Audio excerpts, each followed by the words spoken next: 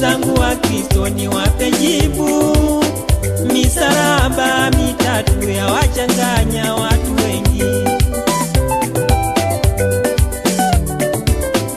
Msalaba umtishi shetani ndugu zangu, kwa sababu hata mwizi alizia msalabani. Bwana Yesu mwenyewe alisema, ukitaka ujikane, beba msalaba nifate.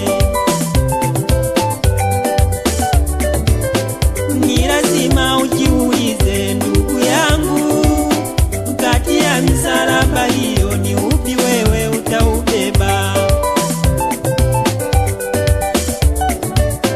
Majambazi wakifa kaburi juu msalaba, tangu lini walijikana wakabeba msalaba? Wavuta bangi wakifa kaburi juu msalaba, tangu lini walijikana wakabeba msalaba? Wengine wao walifumaniwa wakauawa kwa mapanga, majeneza yao hamsahau, uliweka msalaba. Marehemu alikuwa Karumanzira, ibada zenu za misalaba kwa nini mnamongeza mateso? Msalaba umtishi shetani ndugu zangu, kwa sababu hata mwizi alifia msalabani. Msalaba umtishi shetani ndugu zangu, kwa sababu hata mwizi alifia msalabani. Msalaba wa Yesu sio kupamba majeneza, bali kukiri moyoni kwamba Yesu ni Mwokozi.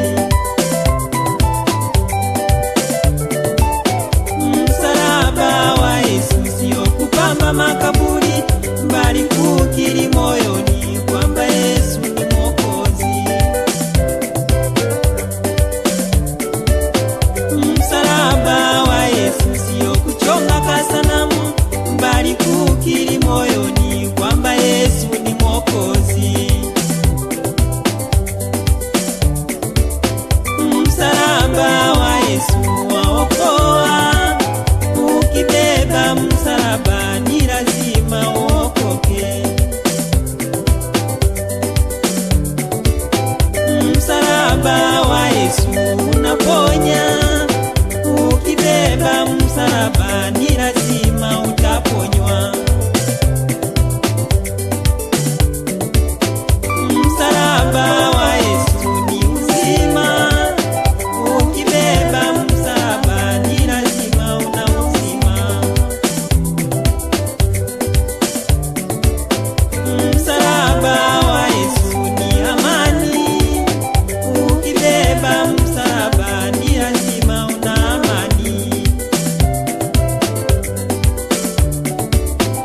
Msalaba wa Yesu ni ukombozi, ukibeba msalaba ni lazima uko huru.